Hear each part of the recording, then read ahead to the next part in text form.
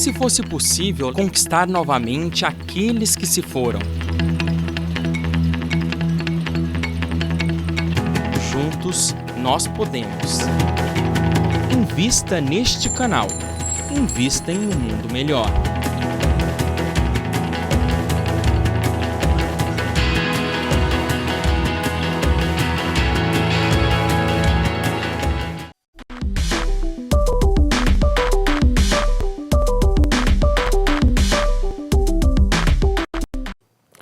Novamente no ar, no seu quarto e último bloco de um programa ao vivo. Toda semana nós temos um programa ao vivo às 16 horas. Na sexta-feira eu novamente na TV. E aqui já vou começar com algumas perguntas que nos chegaram aqui. João Souza Martins, de Praia Grande, aqui em São Paulo, né? Boa tarde, doutor João, tudo bem? Sou sócio do Clube Amigos da Boa Nova e acompanho o belíssimo trabalho que realizam. Obrigado pelo belíssimo. Minha dúvida é referente ao capítulo que está usando como base no programa de hoje. Bem-aventurados os pobres de espírito. Tem um trecho que comentam sobre o orgulho. Na passagem do Evangelho, é tudo muito bonito, muito simples de ser absorvido, porém na nossa vida prática sabemos que não é bem assim. Por exemplo, quando entro em conflito com a minha esposa, confesso que não consigo abrir mão do meu orgulho e assumir o erro. Parece que algo me consome e alguma força parece me impedir de pedir desculpas e reconhecer o meu erro. Não sei porquê, por mais que estude o Espiritismo e o Evangelho, tenho certas dificuldades de aplicá-lo na minha vida pessoal. Quando está tudo bem, é muito fácil se relacionar com as pessoas ao redor. Porém, se há uma dificuldade, parece que deixamos tudo para trás e nosso lado animal se revela. Peço ajuda para o senhor como devemos engolir sapos e respirar antes de entrar mais em uma discussão. Muitíssimo obrigado, doutor João. João, o nome dele é João também, né? Bom, João, o importante é ter saúde, né? O nome não importa, né? O que é interessante é o seguinte, estamos conversando com o Maurício aqui sobre isso, né? Que não é nem bom nem engolir sapo e também não é bom cuspir cobra, certo? Se tem alguma coisa que te incomoda e você não consegue trabalhar aquele assunto naquele momento e o motivo pelo qual não consegue trabalhar pode ser o orgulho, não importa, pode ser qualquer outra coisa, pode ser egoísmo, pode ser raiva, pode ser surto de raiva, não importa. Naquele momento, não é nem para engolir sapo e nem para cuspir cobra. Vamos atacar o problema e não atacar as pessoas. Se a dificuldade é um assunto e eu não estou bem para falar, eu posso falar sobre isso. Olha, esse assunto é importante, não tenho uma conclusão sobre ele agora, não gostaria de falar com ele sobre agora porque eu estou muito nervoso ou muito inquieto ou não estou entendendo muito bem direito, porém esse assunto não está resolvido. Pega o assunto, pendura num preguinho e assume, ó, daqui a pouco, quando eu estiver melhor, você estiver melhor, a gente pode voltar a falar sobre esse assunto. Precisa treinar. Por isso que nós estamos aqui na Terra. Por isso que você tem a esposa que tem. Por isso que eu tenho a vida que eu tenho. Por isso que tudo serve a Deus. Lembra? É um grande cenário, o planeta Terra é um grande cenário criado por Jesus a pedido de Deus, em que nós viemos aqui, uma parte da humanidade do universo reencarna aqui para viver cenas e personagens apenas para fins psicopedagógicos. Busque exercitar. Outra pergunta. Mário Pereira Soares, de Três Corações, Minas Gerais. Doutor João Lourenço, tomara que consiga ler meu e-mail ao vivo. Já tomei, né? Se tomar é do verbo tomar, já tomei, né? Estou estudando o Evangelho segundo o Espiritismo e a doutrina como um todo há 2 anos já. Minha questão é um pouco complexa do ponto de vista doutrinário. Em uma das palestras que estava estudando, ouvi dizer que o espírito não tem sexo. Concordei, fiz minhas reflexões, mas fiquei com essa dúvida há bastante tempo. Se o espírito é assexuado e pessoas homossexuais ou bissexuais, melhor dizendo, seriam mais evoluídas espiritualmente por não se prenderem a interesses como a pessoas heterossexuais? Resolvi fazer essa pergunta, pois além de ser estudioso espírita, é profundo conhecedor dos mecanismos da nossa mente como psiquiatra, está falando de mim, né? Agradeço imensamente e ficarei muito feliz se puder me responder. Uma ótima tarde, Mário. Obrigado, Mário. É o seguinte, quando a gente fala que o espírito, enquanto inteligência ou centelha divina, ele não precisa de sexualidade, tá? Quando encarna, você pode ter essa experiência da sexualidade, da polaridade da sexualidade ou de alguma coisa entre elas, que é apenas uma experiência, lembra? É um grande cenário com cenas e personagens apenas para fins psicopedagógicos.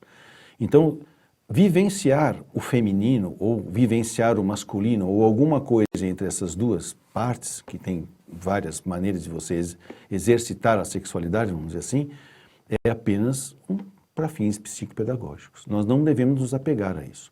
Quando desencarnamos, a gente vai para o plano espiritual com a experiência da última encarnação. E às vezes a gente fica por um tempo, vamos dizer assim, meio que inclinado àquela polaridade. Porém, espiritualmente falando, do ponto de vista de perispírito, não há genitália e não há trocas de fluidos que só existem no mundo material. Há troca, sim, de fluidos no mundo espiritual. Então, poderia-se dizer, que um espírito que tem muito mais magnetismo do que o que outro tem menos, esse seria que tem menos elétrons, né? Então, ele recebe. E aí ele o outro se torna mais positivo, porque perde elétrons, e assim por diante. Isso seria uma questão de polaridade de energia, mas isso não vai determinar o que seria sexualidade, muito menos ato sexual reprodutivo ou não dentro da encarnação. Então é interessante lembrar disso. Não tem sexo do ponto de vista genital, mas existe polaridade do ponto de vista de ação. E isso não é visto como masculino ou feminino, né? É visto como maior ou menor potencial de doação. É só isso. Não existe nada feio, nem bonito, nem certo, nem errado. Só existe o que é possível, né? No mundo de Deus não existe essas coisas, de certo ou errado. E temos aqui a Sheila Crianças, lá via Facebook. Ela diz, boa tarde, maravilhoso como sempre, ouvir o ensinamento de Jesus. E maravilhoso também ouvir suas colocações. Que Jesus esteja sempre em nossos corações. Beijo a todos. Eu agradeço aí o carinho da Sheila Crianças, que nos comunicou aí através do Facebook. E Célia de Oliveira Maciel também foi via o Facebook. Ela diz assim, adoro essa programação. Obrigado, Dr. João Lourenço, por tantos esclarecimentos. Quando a gente fala esclarecer, é exatamente a minha proposta. É levar, iluminar, né? Botar uma luz em cima daquilo que você pode ver.